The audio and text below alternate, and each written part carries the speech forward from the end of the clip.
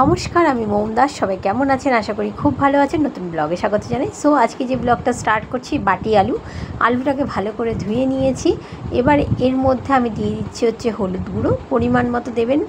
আর এরপরে দিয়ে দেবো হচ্ছে আমি লবণটা আপনারা স্বাদ অনুসারে দেবেন, যতটা আপনারা লবণ খেতে চাইছেন। এবং এটাকে আমি দিয়ে দিচ্ছি, এর মধ্যে কাঁচা লঙ্কা দুখানা দিয়ে দিচ্ছি।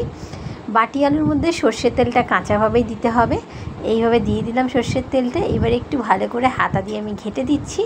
এবং বন্ধুরা, আমি কিন্তু এটাকেই গ্যাসের চুলায় বসিয়ে দেবো এই অবস্থাতেই।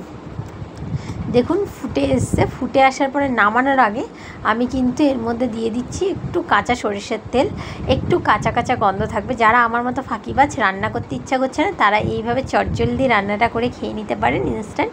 আর এই দেখুন, এটা কিন্তু প্রায় হয়ে এসছে তরকারিটা।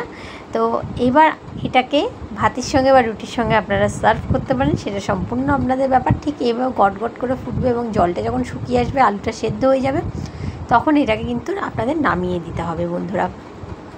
তো বন্ধুরা, এবার দেখুন এটা কিন্তু প্রায় দেখুন গট গট করে ফুটতে ফুটতে কিন্তু প্রায় শুকিয়ে এসছে অনেকটাই জলটা।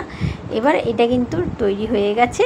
এবার আমি এটা রুটির সঙ্গে পরিবেশন করছি। দেখুন মাখা মাখা ব্যাপারটা বেশ এসে গেছে, গা মাখা মাখা।